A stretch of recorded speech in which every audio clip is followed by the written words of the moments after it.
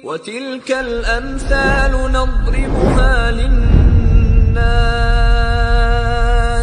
وَمَا يَعْقِلُهَا إِلَّا الْعَالِمُونَ.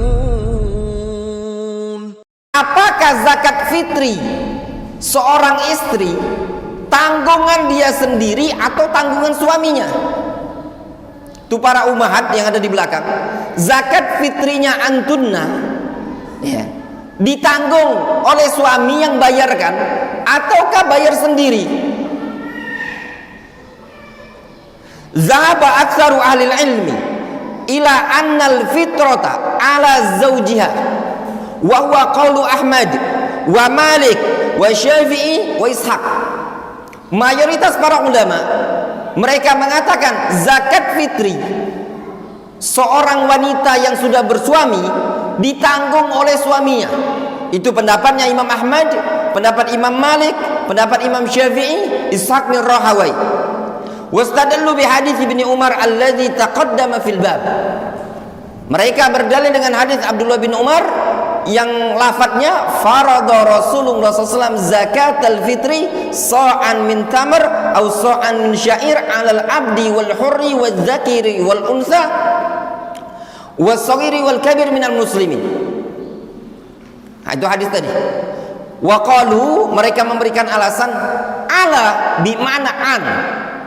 Pada lafaz farada Rasulullah SAW zakatal fitri alal abdi.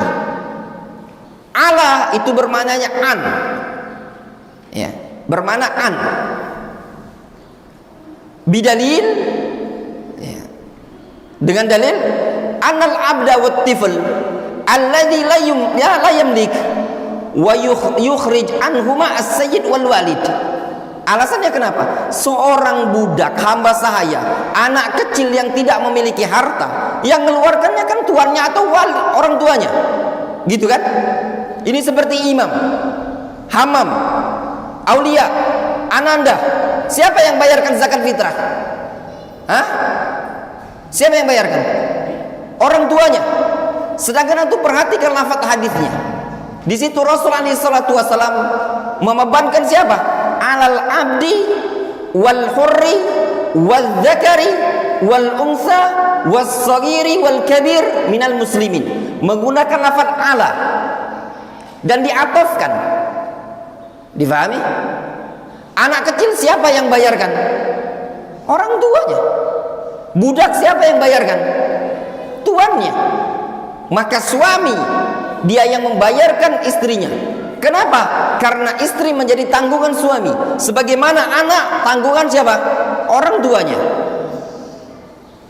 Wali annahu tajibu alaihi nafaqah fawajabat alaihi aidan al-fitrah. Ya. Dikarenakan suami menanggung nafkah istri, maka wajib bagi suami menanggung zakat fitrinya. Wa hadha huwa sahih wa ikhtarahu Syekhul Islam Ibnu Taimiyah. Ini pendapat yang sahih dan ini adalah pendapat yang dikuatkan oleh Syekhul Islam Ibnu Taimiyah. Faham? Wadihun jiddan ya ikhwan. Jelas ya?